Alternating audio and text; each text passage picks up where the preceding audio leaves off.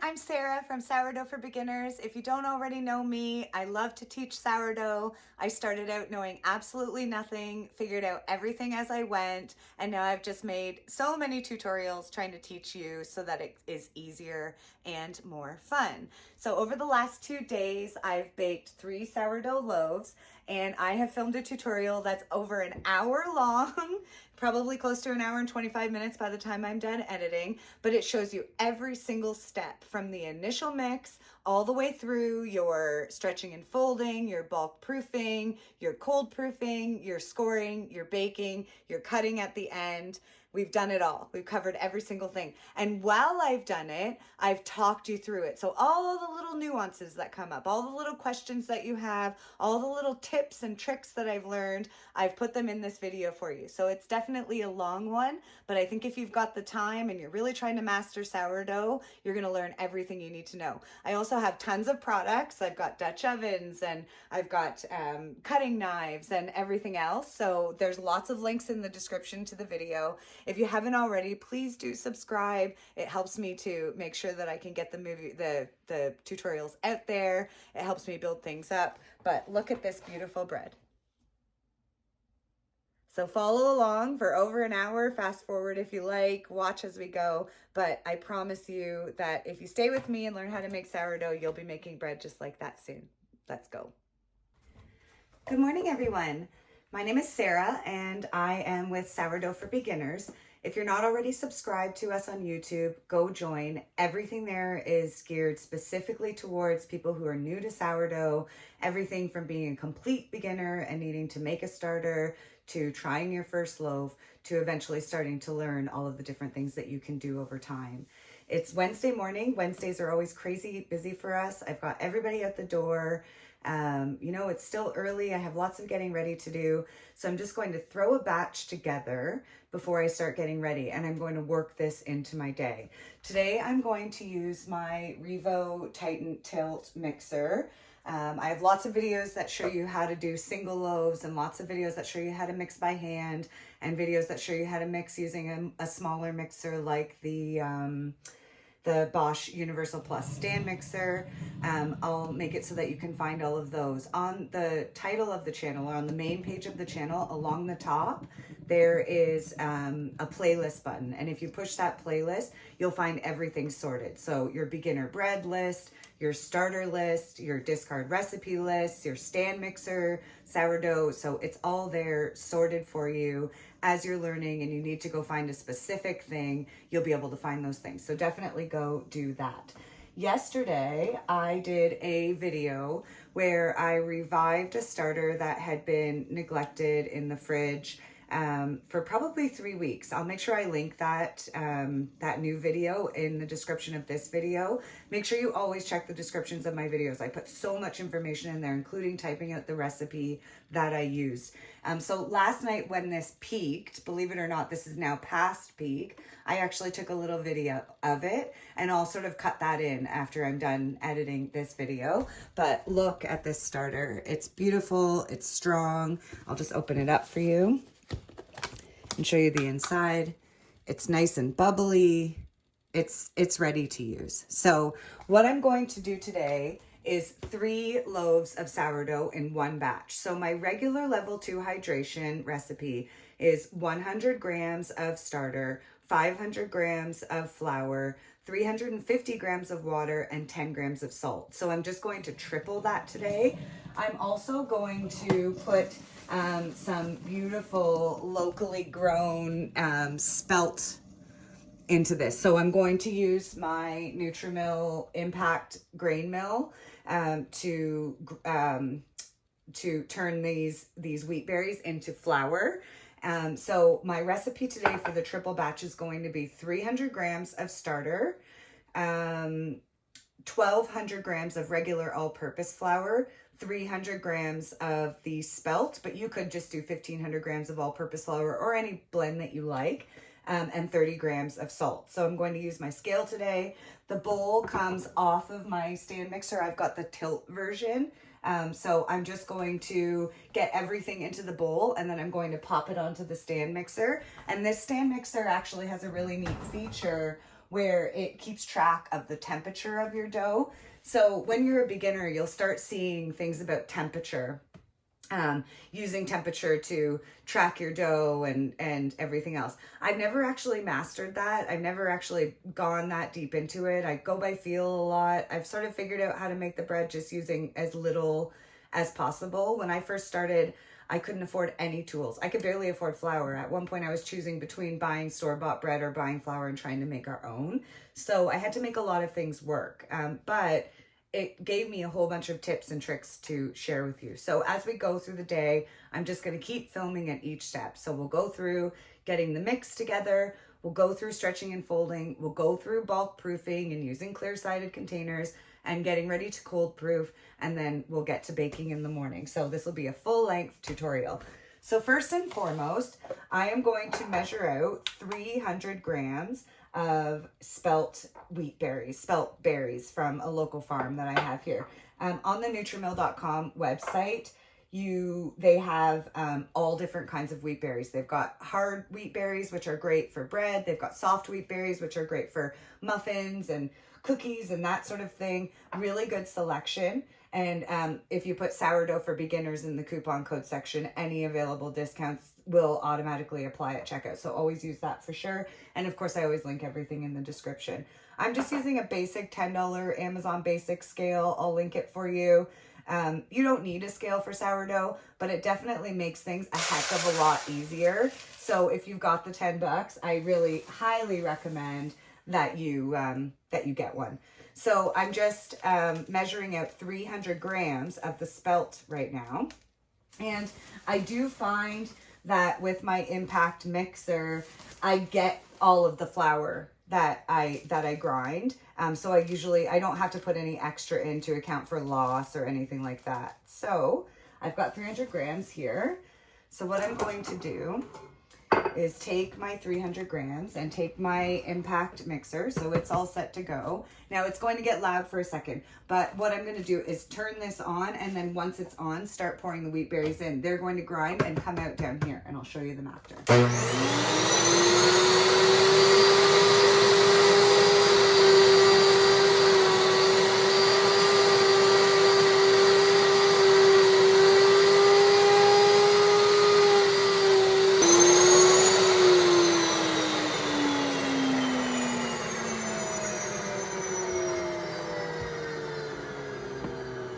And I do find with the impact mixer, what you can do is just sort of adjust the knob as you're going until the wheat berries start naturally falling through. So when you get the mill, it actually gives you this really neat explanation page that tells you sort of all the different things that you can mill, because it's not just wheat, right? You can do beans and all, as long as it's dry, you can do it. And it suggests you what level you might want to go at, but I'm always winging things. That's my thing. So I always just kind of adjust the knob until it starts to flow through at a good rate, and then out it comes. So I'm just going to show this to you, and then I'm going to start measuring our ingredients into the bowl and get it mixing. So we open this, push this off, and I always just use a little brush. Where is my handy dandy brush? And sort of get all of the excess flour that's on the lid into the bowl. Now, the beautiful thing about milling your own flour is that you get the whole grain, truly the whole grain. So when you buy any form of flour from a grocery store, off the shelf, any flour that's shelf stable, the only way they were able to make it shelf stable was to remove the wheat germ and often the bran, because the wheat germ and the bran have the ability to rot, right? So even when you're buying like a high quality organic flour, if it's shelf stable, they've had to remove some important parts in order to keep it stable for you. So milling your own, while a luxury, actually brings some great nutrition to your bread. So check it out. So I've got all this beautiful flour in here. So that's 300 grams of flour, and you can sort of see you've got the different parts. You can see the difference in the colors and the flour and everything else. So now let's just get measuring for our mix. Okay, so for our mix, I'm going to take my mixer bowl, stick it on my scale, and tar the scale back to 0. And this little scale is fantastic because you can basically put anything on it and then it will ignore whatever it is. So first step, I would like 300 grams of my sourdough starter. So I'm going to dump that in. Here we go. You can see this is a nice, thick, stiff starter. Actually, look at that. Look at all the grains and such that are in there. It's quite beautiful. Okay, so we'll get our 300 grams into this bowl. And like I said, if you're wanting to just do a single loaf and you want to mix by hand, go find the playlists for beginner bread on the YouTube channel at Sourdough for Beginners. And the very first video is the beginner bread recipe, which is, I think that's a double loaf, but the second or third video that's available is our level 2 hydration, and there is one with a single loaf. But I always type out in the description of the video the single loaf version as well as whatever I'm making for today. So I've got 300 grams exactly of my starter in there, so it leaves me, you know, lots behind in the jar. So I'm going to be able to feed this again and get it revived, so I'm not worried about that. Next, I'm going to do 350 times 3 of water. So that's going to be 1,050. So I'm going to put 1,050 grams of water into my bowl. Now, I just use my tap water. We're on a well. It's spring fed, so it's quite good water. But people say, oh, well, you know, I thought we couldn't use tap water because there's chlorine in it. I'm worried about, you know, what kind of water should I use? Should I be using filtered water or what is it? I always say, if you're willing to drink it, it can go in your bread. So let's get to 1,050 here. There we go. And now I'm going to dump my 300 grams of spelt into the bowl. And I like to just use my handy dandy brush to make sure that I get every last morsel of this beautiful flour. So that was 300 grams and we need 1,500 total. So next I'm going to add 1,200 grams of regular all-purpose flour. So I'm just going to put this scale back to 0 again. And now I'm going to measure out 1,200 grams of flour. Now, the nice thing about the stand mixer is it does this initial mix entirely for us, and the temperature gauge kind of gives you some real confidence. I'm going to tell you about that in just a minute and about the research that I've learned about it. But you can do this by hand, right? But generally what I do is I use the mixer to bring it, to get it really nice and mixed. And then I do continue with the stretch and fold. So I do 4 sets of 30-minute rest and then stretch and fold after the initial mix in order to build the good gluten development and make the bread nice and the dough nice and strong before I begin the bulk proofing phase. Now, what the temperature gauge does is if your dough gets too warm, it will ferment too quickly and can cause the gluten structure to be weak and broken down. And don't quote me on my science here. If your dough doesn't get warm enough, then it can prevent it from starting that good gluten development and take the bulk proofing phase longer. Now, you can usually tell with bulk proofing just by looking at the dough how it's doing. But the peace of mind that comes with the temperature gauge is that I always know that my dough is starting at the same consistency as it always was. So I do like having that option there, but like I said, you can just mix it by hand. So when this goes on to the machine, I'll show it to you. I'm going to let this mix in the machine until it comes to 24 degrees. And then once it comes to 24 degrees, and that's Celsius, I'm not sure what the Fahrenheit conversion is, then I'm going to take the dough out and I'm going to separate it into my 3 bulk proofing containers. I'll do my stretching and folding right in the bulk proofing containers, and then I'll let the dough bulk proof in there. So I just need 30 grams of salt now to add to my dough. So I'm just going to pour it in here. There we go. And in it goes. And just like that, we are all set to go to mix. So it's that simple to get it mixed. So I'm just going to move my phone a little bit closer so that you can see me getting set up here on the mixer. Okay, so here we go. Here's our batch of dough all set to go with all of our ingredients in it. So I'm just going to tilt this onto the mixer, and it's got kind of a sweet spot. And with this mixer, you just turn this this round thing down here, and it locks it in. If it gets stuck on you, there's this little tool that you can use to kind of unlock it to let the bowl off, but you just get it locked in. Then we push our machine down and we lock it in, and we flip our cover on. Now at first so number one, there's this stop button that keeps it so that it can't ever be turned on accidentally. So there's your stop button, and you can see this temperature gauge here. So my dough is starting at 20.5 degrees Celsius. So if I turn it, it'll start mixing right away. And you can see the mixer moving, but you'll notice after having just went through the insane sound of the mill, it's actually very quiet. So I usually like to get it up to about, I usually let it start at 3 until it starts to blend. And then I'll move it up to 4 or 5 or whatever it may be. And I'll keep going with the dough until it gets to 24 degrees Celsius. So I'm just going to kind of film around here as we go. And then we'll come back once it's done, and I'll show you how to get it prepped for stretching and folding and the bulk proofing containers.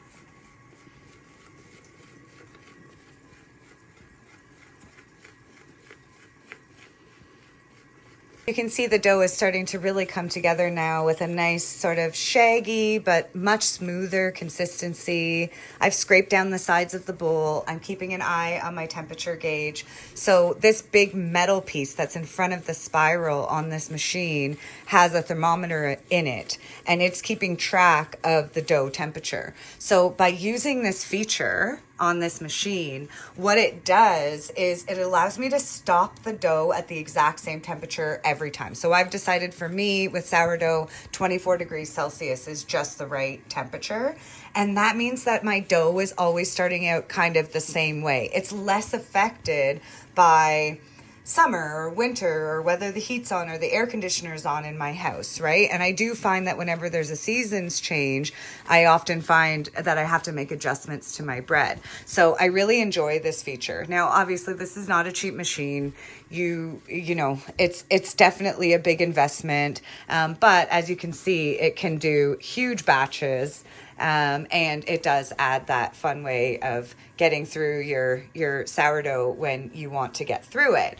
But of course, I'm here for the beginner, and I started with literally nothing. So if you're looking for the videos that have just the hand mixing, definitely go find those in the playlists that are available on the YouTube channel. So I'm just going to wait here until this dough comes up to temperature. You can see now that the gluten structure is starting to begin to develop. The dough is kind of starting to come away naturally from the edge of the bowl. So if you're completely new to bread, here we go, 24 degrees. So we're going to shut this off. Let's go down. So if you're completely new to bread, then there's certain things that you'll learn as time goes on. And one thing is that when your dough is mixed enough, so if you're doing a bread that needs to be kneaded, then it will become smooth, elastic, and start to sort of naturally peel away from the bowl. When you're doing something like sourdough, which is much stickier, rather than knead, you need to stretch and fold. It's just too sticky to knead. It would stick to the counter. But again, you're looking for it to go from sort of this lumpy consistency at the beginning to the smoothness. So as you watch me go through and do the stretching and folding process, you'll see how much smoother this dough becomes compared to what it's at now. So I'm just going to let this rest here in the mixer for about 5 minutes, and then I'm going to pull it out and get it sorted into the bulk proofing containers. I'll probably do my first stretch and fold in that time and then get ready for the rest of the day. Okay, so now what I'm going to do is get the dough out of my mixer. So we just turn this to release and lift the bowl off. So there we are. We have our big, beautiful dough all ready to go. I'm going to get it out of the mixer bowl here. I'm probably going to sort of knead it a little bit, give it a little bit of a stretch and fold. I'm going to figure out what the weight is, and I'm going to get it separated into my 3 containers, which I'm going to use to bulk proof later. So what is bulk proofing? What is bulk fermentation? Bulk fermentation starts the minute that you add starter to water. As soon as you sort of start the process with your sourdough starter, you've begun the bulk fermentation process. Bulk proofing happens after stretching and folding and before your final shaping begins. So you're going to pre-shape and then shape. During that bulk proofing phase, what's happening is the gluten is developing, the fibers are all coming together, and it's getting nice and strong. I don't know if you've ever watched any of these videos on Instagram and Facebook where they dump the dough out of the container and it seems to slide out fast. It'll slide out faster if it's a really high hydration, but it is a little bit of work getting the dough out of the bowl. But here we go. We're starting to have a great big nice pile of dough onto the counter here that we can use to get into our 3 containers. So I'm going to separate this into 3 loaves, which end up being, well, let's see, we had 1,050 grams of water plus 1,500 of flour. So that's 2,550 plus 30 of salt is 2,580 plus, what else do we have? Oh, 300 of starter. So 2,880-ish, 2,900. So these are going to be around 900 to 1,000 gram loaves. So full size loaves that you'll use sort of a regular Dutch oven for. So I've got my dough out. I'm going to just kind of give it a little bit of some stretching and folding to get it to come together so that I can work with it. So one of the things we always hear is my dough is so sticky, I couldn't work with it. Well, the thing about sourdough is that it is, to a certain extent, supposed to be sticky. But as you do these stretches and folds, you'll actually notice that the dough will start to come together. So you saw when I first dumped this out of the bowl, it was kind of just spreading around as a big glob.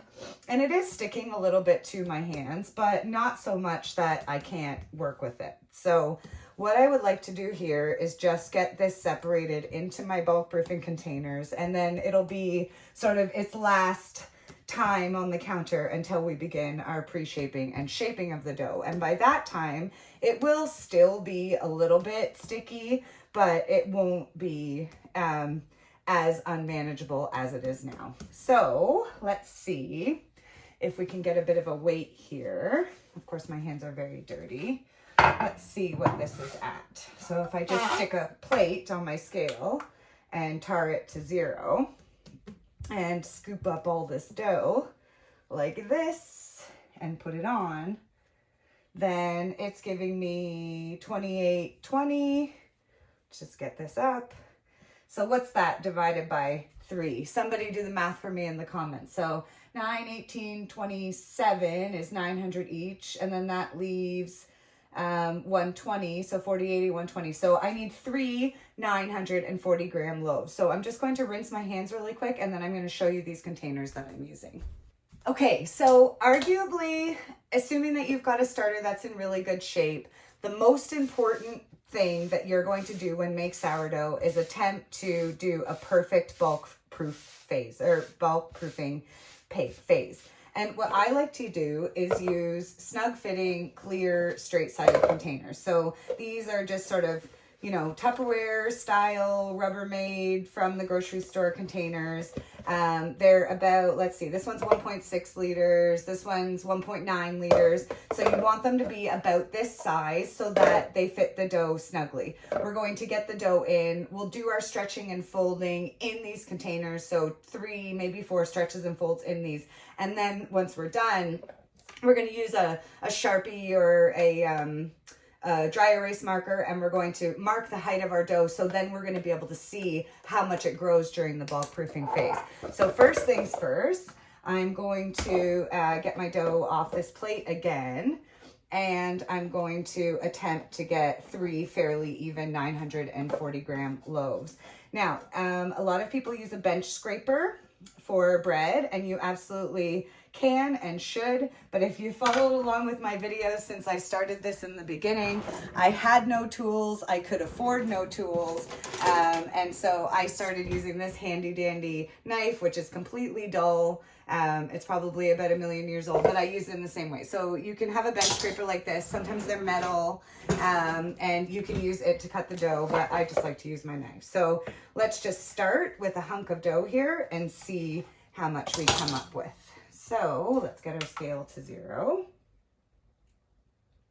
Here we go. And we'll plunk this dough on, and that's 946. So there we go, close enough. So I'm just going to dump that into this container here. And then same thing, we're going to try to separate this again and see what we end up with. So you absolutely could leave your dough sitting in the mixer and then just turn it on once every half an hour and to simulate stretching and folding. But I do like to get my hands on the dough every now and again. So let's see what we've got here. So 926, that's about 943. So there we go. We're going to dump this one into our container. And then this one should be pretty close, but since we're already here, we might as well just test it out and see if it's off, see if my math was right. So that's 935. There we go. So close enough for me. I'm happy with that. They're all within a few grams of each other. I've got 3 beautiful loaves. I'm going to go through the whole traditional sourdough process from here on out and cold proof these in the fridge overnight, and then bake them in the morning. So I'm just going to rinse my hands again, and then I'm going to show you refeeding your starter and your first stretch and fold.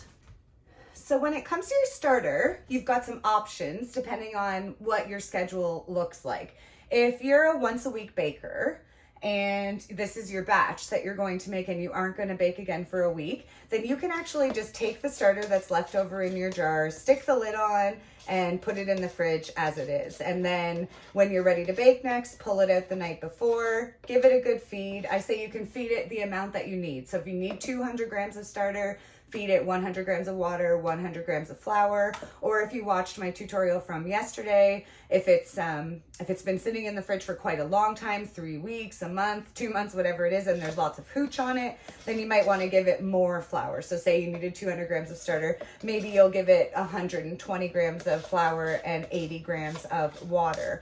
Now, if you're like me and you bake sort of every 2-3 days, then you might want to feed your starter right away after you're done using it, and then let it rise on the counter. And then I always stick it in the fridge at peak. And if I bake within 2 or 3 days, it'll sit there in the fridge because the fermentation process is slowed down by the cold at peak. And then I can just take it straight out and use it. If you're an everyday baker, then just feed your starter, leave it sitting on the counter, and use it again tomorrow morning. So I'm not sure if I'm going to bake at all in the next few days. I'm probably going to wait at least 2 or 3 days before I do another bake. So I'm just going to give this a small 50 gram each water and flour feed. I'd say there's probably about 50 or 75 grams of starter left in there. So I'm just going to stick my starter jar on the scale, tar it to 0. I know my knife is sitting in there, but it's the scale sort of accounts for taking it out.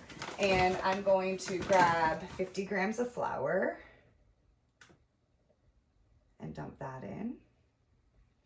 There we go. And then I'm going to take 50 grams of water. So I'm just gonna make 100 total here. There we go.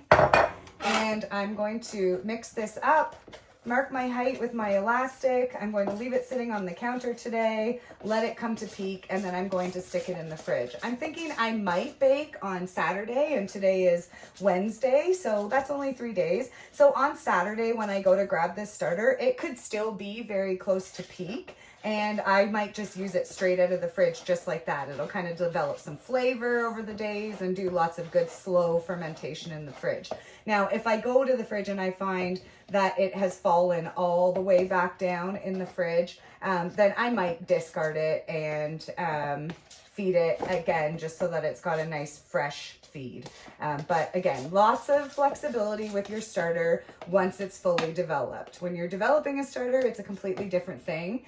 You want to try and stay as precise as you can. But once your starter is developed, you can really make the starter and your sourdough fit into your schedule. Like I said, I have a very busy day. So I'm going to show you our first stretch and fold, and then I'm going to go have a shower and start doing my chores and everything else, and then just keep popping back into the kitchen here to show you what our next steps are. So here's my starter. If you have any questions about starter, everybody always does, then please let me know down in the comments. Now, I do like to keep my dough covered between stretches and folds. I've got a precise amount of liquid or hydration happening here in my dough, and I don't want any of the liquid to evaporate off. So all of my containers have lids, but lots of people have good, clear, straight-sided containers and can't find a lid for them. So there's a girl on our Facebook group. Her name's Brandy. She's small business. She's doing really well on on Amazon. And she designed these bowl covers, and they're lined with beeswax. So I don't think they're, letting very much moisture out. So if I don't have a lid, then I'll just use these to cover them. What I predominantly use these for is for covering my my dough in the fridge while it's cold proofing in the Bannetons, which I'll get into later. And of course, you can always just pick up sort of inexpensive shower caps off of Amazon. So I will link Brandy's bowl covers. She's got a set that's beautiful right now. It's got a bowl cover and a bread bag to store your bread in. I'll link all of that in the description of the video. So I'm going to do my first stretch and fold here. And what I'm going to do is just get the video a little bit closer for you so you can see how that looks.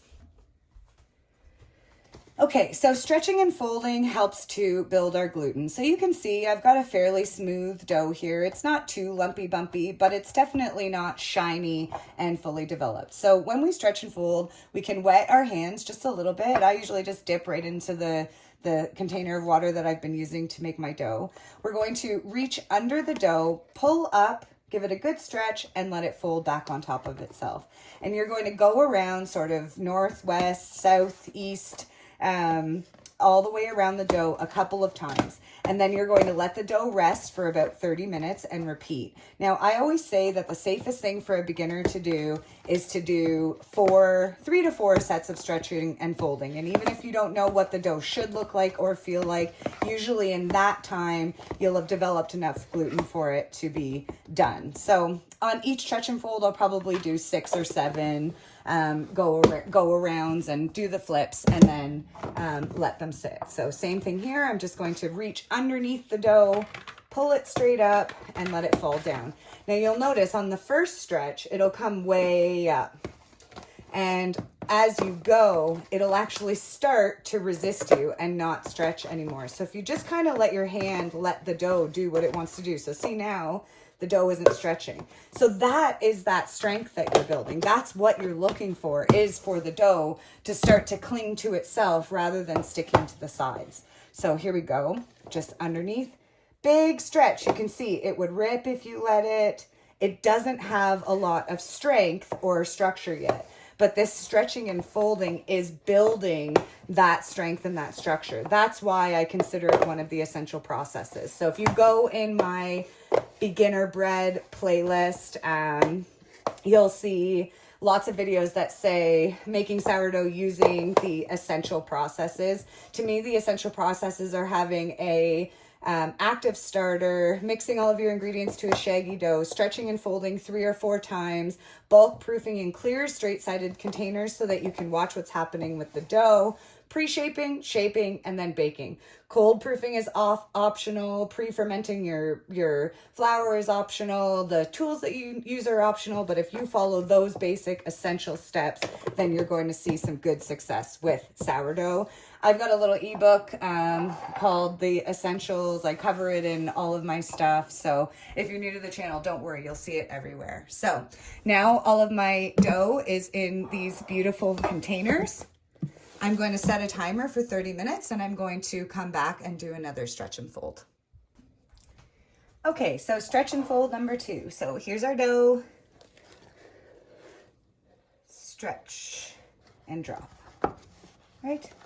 Stretch and drop, stretch and drop. So we're just gonna work our way around the dough. And by stretch and fold 2, you'll notice that the dough is starting to get smooth, elastic, starting to not stick to my hand as much. Here we go. Underneath, stretch and drop. I like doing it in these little bowls because as you can see, the bowls kind of help me give some control.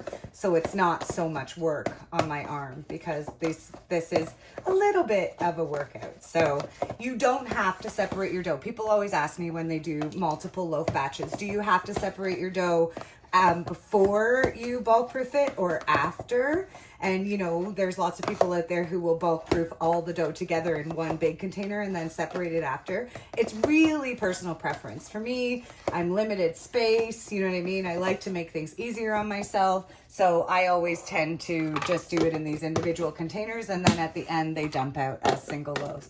So it's that simple. That's stretch and fold number 2. We'll get 2 more sets done over the next hour, so I'll let it rest for another 30 minutes, and then we will get into doing our bulk proofing. Okay, so let's do our 3rd stretch and fold. Now, if you look at the dough, if you look at even the starter is starting to rise a little bit since we fed it. It's starting to get bubbly, so everything's looking good. Our doughs are sort of smooth, you know what I mean? They're starting to move well and look nice. So this is going to be our 2nd last stretch and fold, and I'm just going to do it really quickly. So pull straight up and drop, pull straight up and drop, pull straight up and drop. And I usually do this 5 or 6 times, but what I look for is the dough starting to hold together. So see how I can now pick this up, right? It's not really ripping. It's kind of becoming its own entity. That's what I'm looking for when I'm doing these stretches and folds. That is the strength that we're building. So when you make bread, you need the bread in order to have the gluten structures come together, become smooth and elastic, and build the strength that they need. With sourdough, it's stickier, right? So it's much easier to do it with this stretch and fold process. Now, another one is slap and fold. So people will just kind of slap it on the counter, flip it over, slap it on the counter, flip it over. I don't do that because I always just hit my cupboard up here, but it works just as well. All we're trying to do is just build strength. So I'm going to close these up, and then next time I come back, we'll do our final stretch and fold and get our containers marked for bulk proofing. Okay, so here we go. Let's do our last stretch and fold and then get this bread ready for bulk proofing. Okay, so if you have an elastic that will go around your bowl, then you can use it to mark your height. But just the same way that we mark our height with the starter, we're just trying to mark the height of the dough so that we know where it started. And I'm going to look for it to approximately double. Now this container's got a slight angle to it, so it's going to spread outwards and sideways before it goes up. So I'm probably gonna look for it to get to, let's say, if I want it to sort of almost double, I might watch for it to rise to about here. I don't know if you can really see that with my orange marker, but let's see if we can get a better one with the red. So I'm going to be watching for this dough to get to a rise height of about there. So it's not quite double the dough that's in there, and it accounts for the fact that we've got a little bit of an angle on our container.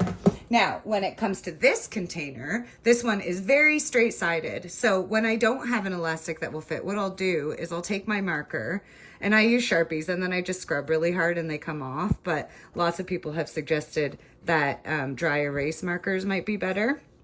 But what I'm doing is I'm marking the height of the dough as it sits. So what's going to happen with this dough as it rises?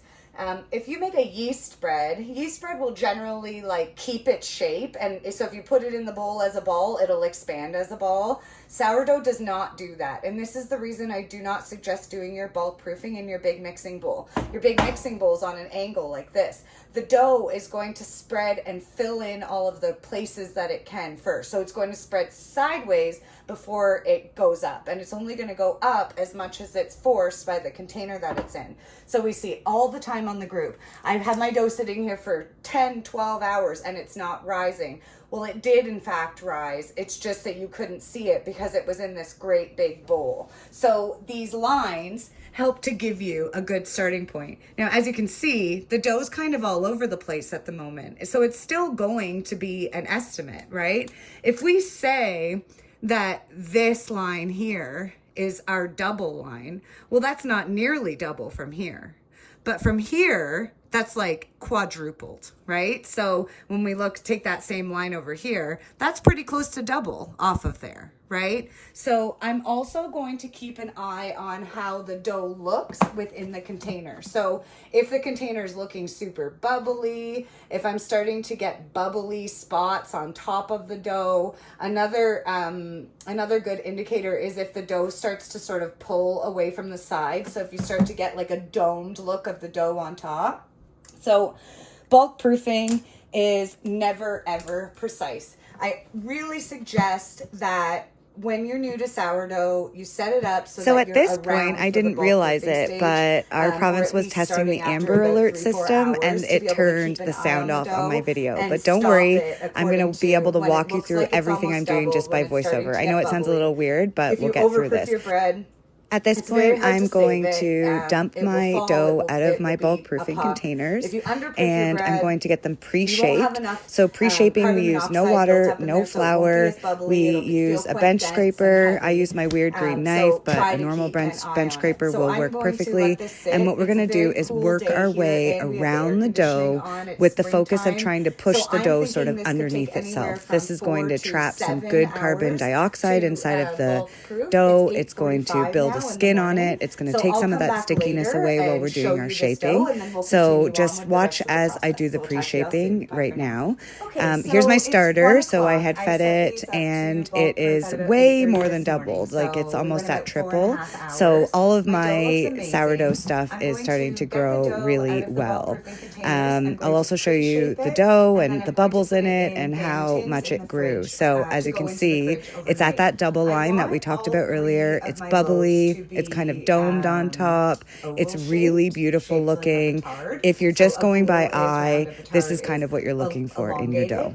But I only have one. So let's get the lids off of our dough and get our dough dumped out onto the counter. So you can just tip the container upside down, or you can use your fingers to try kind of pry it out. It's going to be very sticky. So we hear this all the time. My dough was very sticky. I couldn't manage it. The pre-shaping phase really helps with that. So you can see the dough isn't really holding a ton of shape yet. It's sticking to the container. It's kind of a big, messy blob. This is why I think that pre-shaping is an essential process. So I'm just going to zoom in a little bit here and show you how the pre-shaping process looks. We're using our bench scraper to gently but firmly work our way around the dough. So you can see I use my left hand to guide the dough onto the bench scraper, but I try to touch it as little as possible to keep it from really sticking from my hand. But you can see very quickly that the dough is going from shiny and lumpy to kind of almost dull.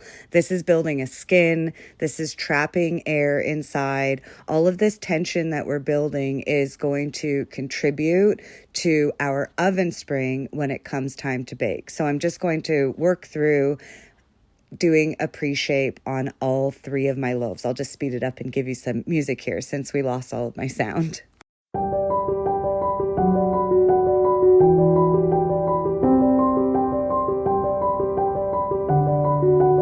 My technical difficulties continued and my video cut off before I could show you shaping, so I'm just going to insert another shaping video here.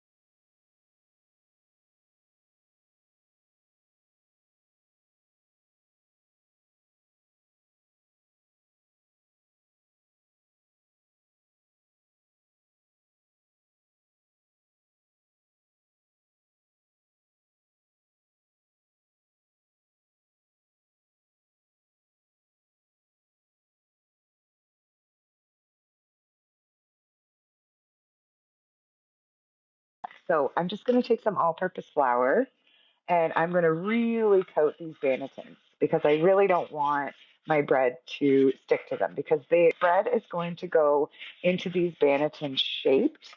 And then when it comes time to bake them, I'm just going to tip the banneton upside down onto some parchment paper, dump the bread out, score it, and put it straight into the oven. I'm not going to shape it again. So I'm just going to take my hand and really rub the flour good into the banneton and leave quite a bit in there, right? So same with this one. Gonna add some here and really get it rubbed in. Really give it a good coating. I've used these bannetons about half a dozen times now. I've only had them for a few weeks. I'm really liking them, but the last 2 loaves kind of stuck to them, and I felt like I didn't give enough flour. So I've just dumped the excess flour onto my counter, and now I'm going to shape my bread. So I'm going to take this pre-shaped bread, get my fingers under it, stretch it up, and pull it out over here. And I'm just going to gently without squishing it, right? There's lots of good air sort of trapped in here, right? What I've got is the top side that was pre-shaped that's not sticky, and I've got flour underneath it here, but this side here is kind of sticky, and you can see like the gluten fibers. You can see there's lots of good stuff trapped in there. So I'm going to do this one for a round shape. So I'm just going to make sort of a pamphlet, and then I'm going to bring these corners in like this, and just going to use the flour on the counter to put a nice round shape onto this loaf. And then I'm going to flip it into my banneton. And I'm just going to sew this up a little. So I'm just going to help the bread hold its tension while it's in the banneton by taking some of the corners of the bread and overlapping them. I find that you kind of have to hold it for a second to get them to fuse, but this just builds some extra tension in your bread. So when we bake sourdough, like I said, we're trying to create sort of air pockets and all kinds of good air inside of the bread when it's in the oven. And then what happens is this air and carbon monoxide and all kinds of good stuff that happened inside of the dough during the proofing process and pre-shaping and shaping process sort of build up inside of the dough and create steam, and then eventually it bursts, right? This is why we cut a functional score in. That's how you get the ear on sourdough. When that burst happens, that's how we're creating our what we call oven spring.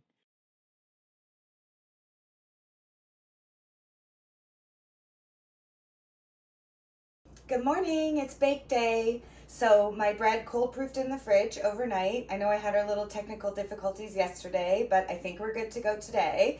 So my bread's still sitting in the fridge and I'm going to get ready to bake. So I'm just going to take you through that whole process. Now I like to leave my bread in the fridge until the very last second right before it goes in so that it's cold when I score it.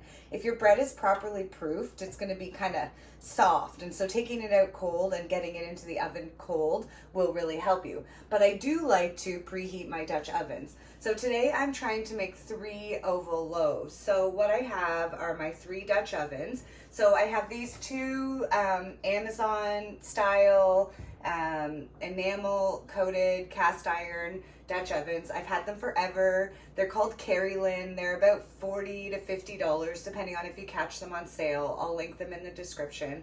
And then I have my beautiful Crustic Dutch oven. So these are an American company. They sent this to me. It came with this amazing little silicone sling for putting our bread on. For the Carrylins, I'm just going to use some parchment paper. So I'm going to show you those both. Crustic gave us a discount code. This is a little bit of an investment piece. They approach around 175 US, I think. They only ever show me the prices in Canadian, but our code gets you like an extra 15% off plus if there's a sale. So I guess the only difference is that the Crustic obviously is bread oven style, so I've got the low side on the bottom and the lid on the top, whereas these are more Dutch oven style, so you can use them kind of for as a stock pot, but also to cook bread in, so our lids go on this way. I do find that with a bread oven, when you take the lid off during the second part of baking, you'll get that more crisp brown look on your bread. Whereas with these, once you take the lid off, the sides of the bread don't brown up as much. They cook fully, it's totally fine. But if you want that really crusty, dark look, in addition to adding some stuff to your baking, I'll talk about that in just a second, the bread ovens might help you. When you see those super brown loaves that are on Instagram and everything else, a lot of times they've added something to it that has a browning agent. One of the most common things is either diastatic malt powder or just plain malt powder. So that's where they've taken some type of grain, usually barley, but sometimes wheat, and they've allowed it to sprout, and then they've dehydrated it and ground it up into a powder. So there are a couple of videos I've done that has diastatic malt powder added. That turns into like a form of glucose in the bread and will help it brown up a little bit more. So there's things you can do, but if you want the really brown bread, consider going for the bread oven style. There's lots of them available. I'll link everything in the description. Or another thing is that for the last few minutes, you can pull the bread right out of the Dutch oven and sort of leave it open inside the oven. So I also have this silicone, like thing that goes on top of my glass cooktop. I've just seen so many smashed glass cooktops in the Facebook group, and we, are going to be putting really hot Dutch ovens on here. So it just gives me some peace of mind to be able to set down like this and not worry about smashing my glass. So I've got that set up. I've got my Dutch ovens ready to go. My oven will fit all 3 of these Dutch ovens inside. So what I'm going to do now is just allow these Dutch ovens to preheat. So I'm going to stick all 3 Dutch ovens into the oven. I'm going to turn the oven on to 450 and I'm going to allow them to preheat. I have a meeting from 8 till 10, so these are going to preheat for an hour, which means I'm going to do it at 450. If I'm shorter on time, a lot of times what I'll do is I'll put the oven to 500 and let the Dutch ovens preheat at 500, and then once the bread is in, turn it down to 450. But not all ovens go to 500. You can absolutely do it at 450. People ask all the time, how do I find a parchment that goes to 450? A lot of times the packaging says good to 425 degrees. I found that even though it says 425, it's good to 500. I don't even know where it says on here, but I haven't had any issues so far. I haven't had any parchment catch on fire. I put parchment on my barbecue, which is way hotter, so I think that might just be a precaution. So I'll bring the camera over closer. I'll show you how these Dutch ovens fit inside the oven. I'll get it preheated, and then once everything's all preheated and hot, I'll come back and we'll score and bake our bread. See you soon.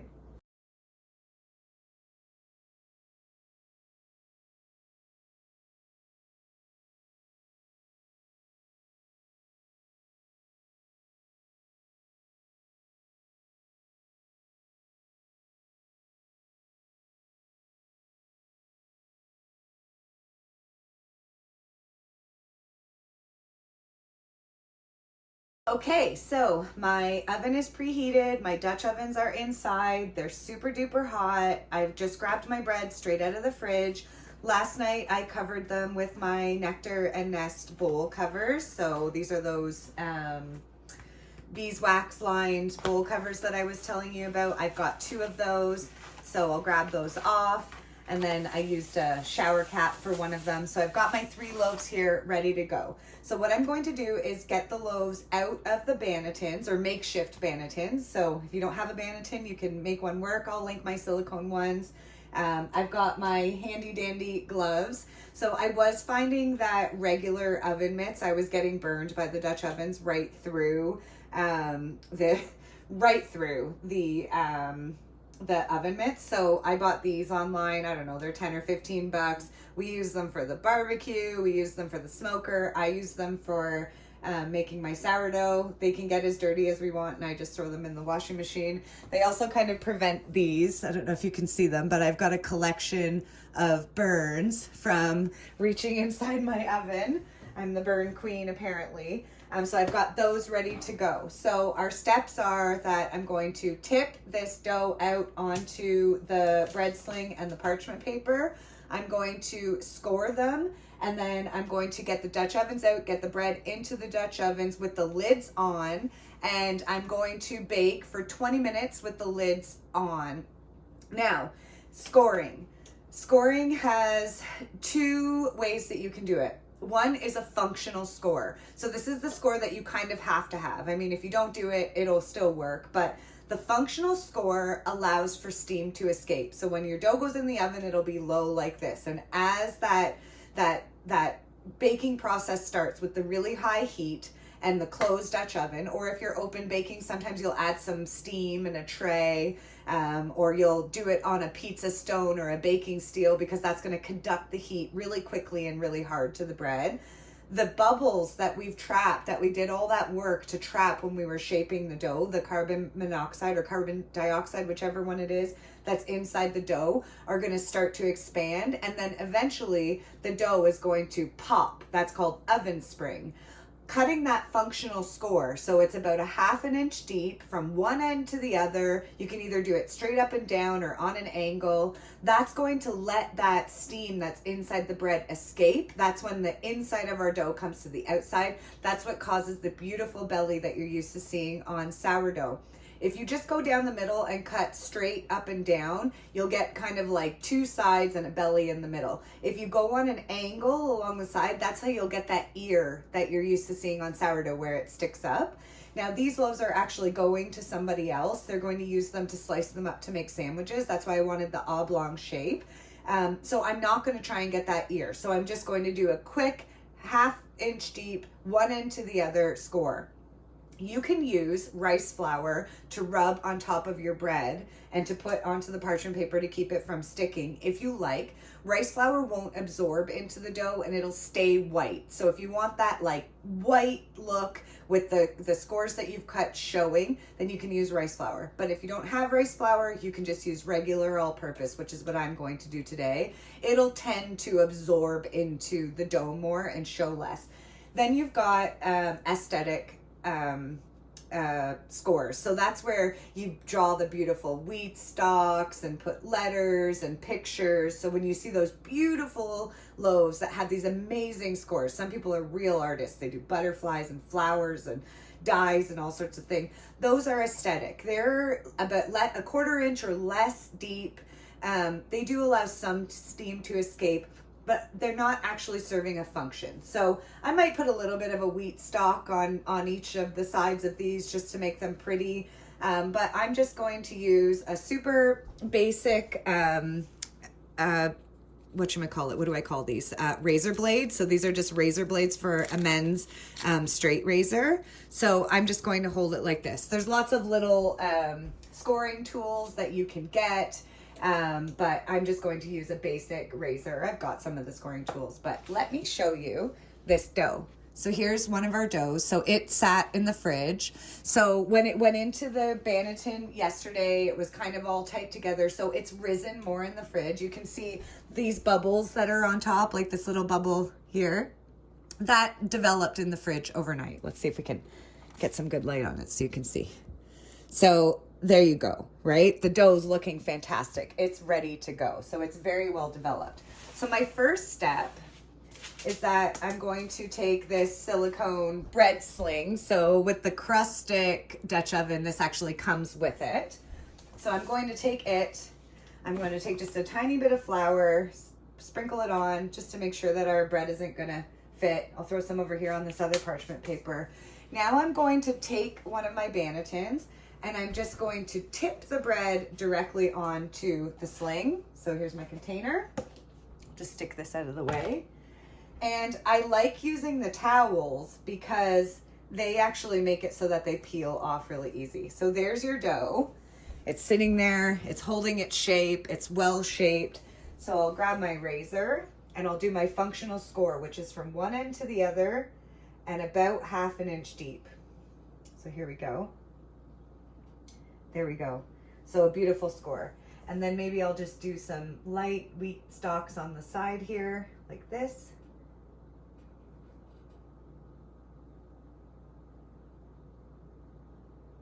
Here we go, some on this side.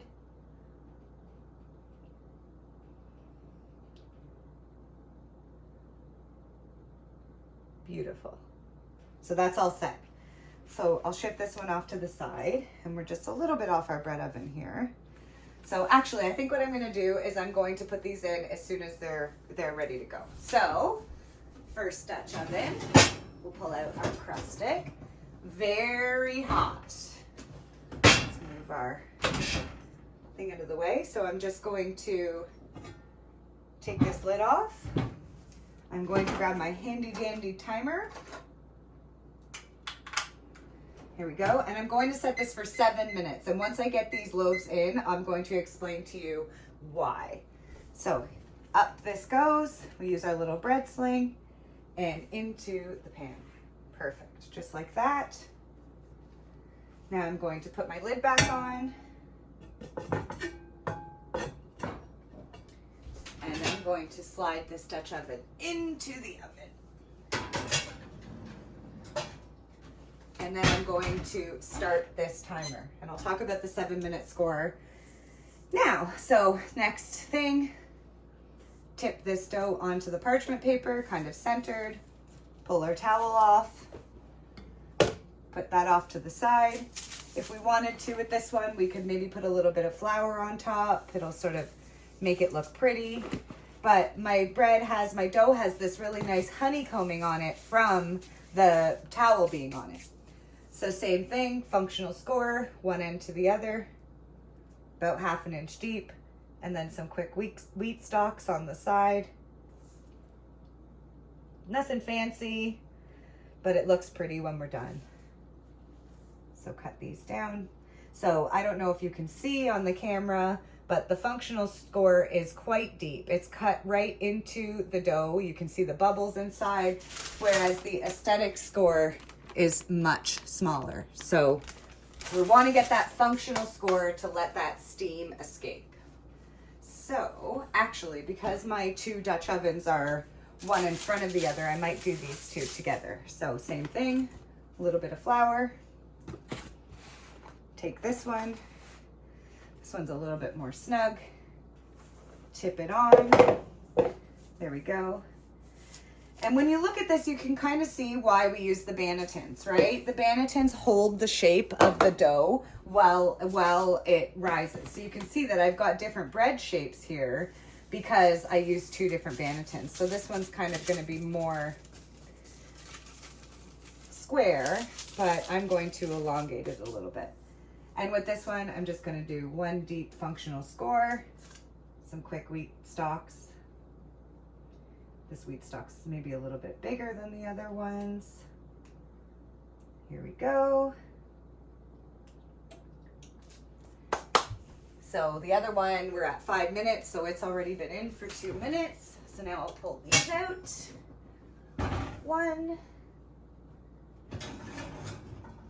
2, get these lids off. And I'm going to sling these into the Dutch ovens just like that. 1, 2. Now I'm going to get my lids back on. Here we go. And here we go.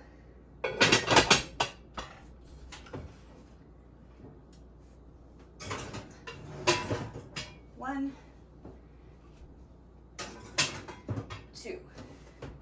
Okay, so all of our bread is in the oven. Now, why did I set my timer for 7 minutes? There's something called it's hot there in the oven. It always gets my mascara every single time and makes my hair stand up straight, but I should probably tie it back. Okay, so the hot score. This is optional. You don't have to do it, but 5 to 10 minutes into baking, you can pull your bread out and use your razor to cut that functional score again a second time. And here's why. If your bread happens to be a little bit overproofed, rather than start to rise, right, those bubbles will kind of be laying flat. So you saw when I brought my bread out or my dough out and I was scoring it, it was starting to really spread. That was what made me make the decision to get it into the Dutch oven quickly before it spread out too much off the edge of that dough sling.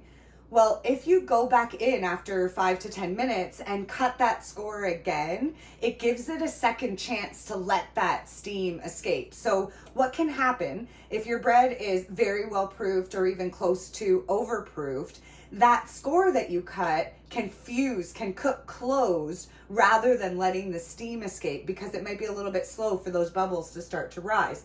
So if you pull your bread out between 5 and 10 minutes after you first put it in and cut that score again, it's going to open it back up and allow those bubbles that are inside a second chance to give your dough that rise. I've started proofing my dough long. So I've started making sure it's almost fully doubled, and I've started always cold proofing. Remember I said cold proofing is optional. If you don't want to cold proof, you can just make sure that your dough is really risen, and then you can shape it, pre-shape it, and bake it right away, right? You can absolutely do that.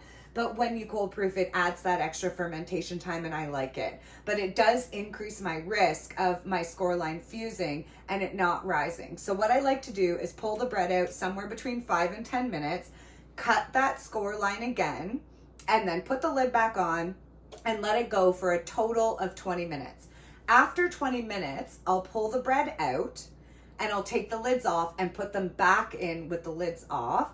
And then I'm going to let it cook somewhere between 15 to 30 minutes, whatever it takes to get my bread to an internal temperature of 205 degrees Fahrenheit. So when I pull it out, I'll show you.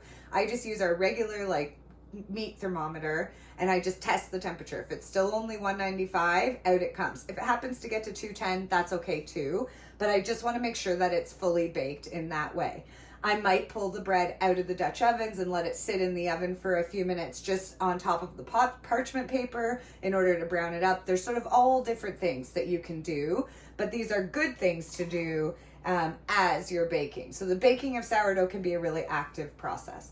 So I've got just under 1 minute left on my timer. I'm going to stop it in a second here. I'm going to pull the crust stick Dutch oven out, take the lid off, cut the score again, put the crust stick Dutch oven back in. Then the blue ones went in 2 minutes after. By the time I'm done that, I'm going to pull the blue ones out, cut those scores again, and then put them back in the oven until the 20-minute mark. After 20 minutes, I'll take the lid off, and then after that, I'll keep checking the temperature. So we're at 28 seconds, 26 seconds left. So let's stop this and reset it. And I'm going to set it for 13 minutes after this because 7 plus 13 is 20. So once this goes back in, I'll start the timer again for when to take the lid off. So let's do our first one. Stand back, It always gets me right in the eyelashes. All right, so here's number 1. And I like to just put it right on top of my oven because I've got this good silicone thing here. I'm going to have my my razor ready. So here we go. We can see it's kind of fused a little bit, right? It's opened up wide, but the line that we cut is no longer there. So by going back in and cutting this a second time, it gives it a second chance to spring. So we'll pop this back in. Here we go. Push it all the way over. And now I'm going to pop these 2 out. Here we go. And it'll be harder for you guys to see this because my camera's way over there. But essentially it's the same thing. So I'm just going to cut that score line again. Yowzers, my glove is very hot. These gloves really do something good for our bread. So there's 1 and 2. Same thing, cut this again.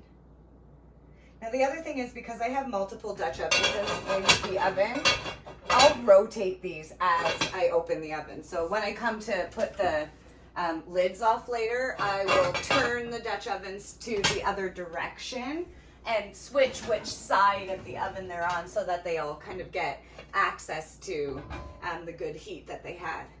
I don't know what it is about ovens that makes wind come out, but it blows my hair all over the place. I'll make sure I tie it back when it's time to take them out. So we'll start our 13-minute timer, and then I'll come back and take the lid off. So we'll see you then. Okay, so our timer has gone off. So I'm going to pull these loaves out and get the lid off. So here we go. I'm gonna put this one at the back this time, and this one at the front. And this one over on the side. So here we go. We've got our 3 Dutch ovens. So I'm just going to pull my lid off. And these are starting to develop really beautiful bellies. Sorry for my bang.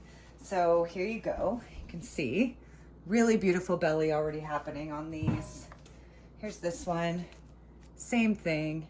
Now, if I wanted to, I could just cut the score again, just to let even more steam escape. It doesn't hurt anything. So maybe I'll just run my razor blade along here one more time, just to allow some extra.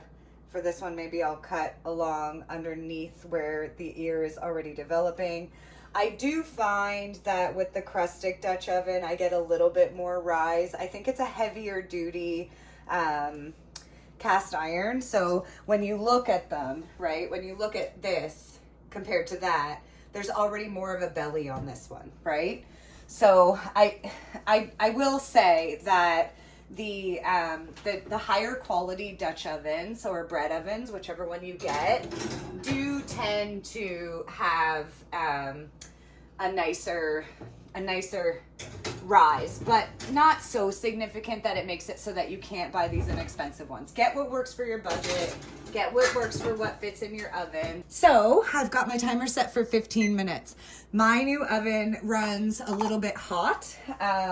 This oven I've only had for about a year. So last year, right in the middle of summer, while I had bread ready to bake that had to be baked right away, my oven died. I actually ended up baking that sourdough on the barbecue. It turned out amazing. I'll actually link the barbecue sourdough video in the description. You should check that out. If you're camping or if your oven breaks, there's other ways to make sourdough. So this oven runs hot. So after 15 minutes, I'm going to check the temperature of this bread. For you, it might take 30, depending on how your oven works, but cook it until it reaches 205 degrees internal temp with your meat thermometer. So we'll see you back in 15 minutes. Okay, so it's been 15 minutes. So let's pull these out and check their temperature and see if we're at 205 yet.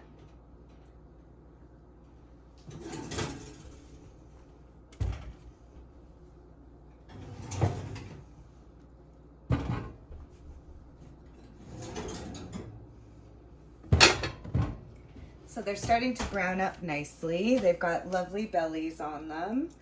They've risen beautifully. So let's just take our thermometer. So this one just went straight to 205, no problem at all.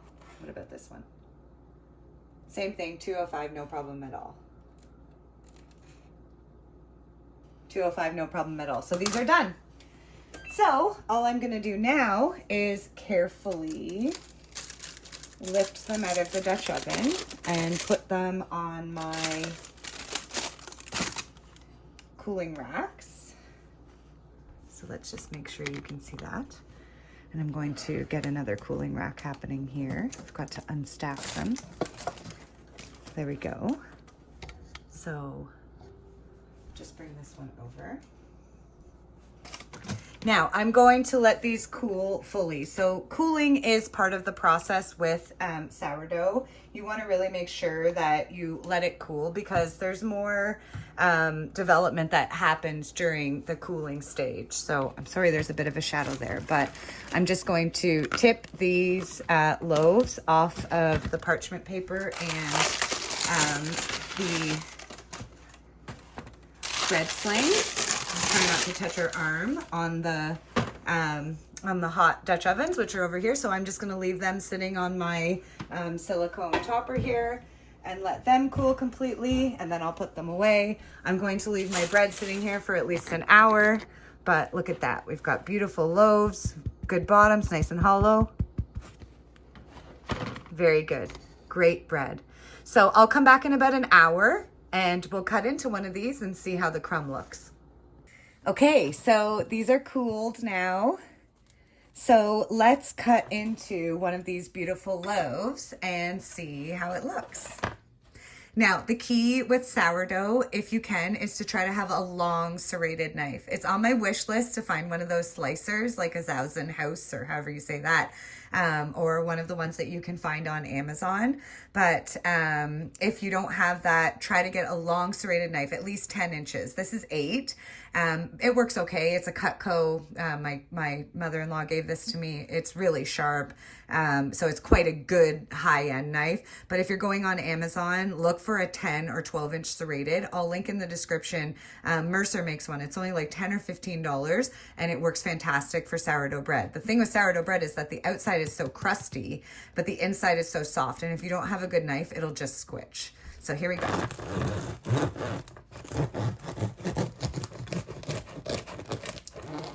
So let's see. So there we go. Perfect, beautiful bubbles. You can see that nice little ear on top. So we've got the ear happening, that belly that we have, and it's absolutely amazing inside. A little bit of a brown color to this one because I added the spelt to it. Lots of good moisture. So really fantastic bread. I'm super happy with this. I think I'm going to gift half of this one, and then the other 2 I'm going to get sliced up and drop them off to somebody who wants to try some. So thanks for watching and enjoy making your sourdough.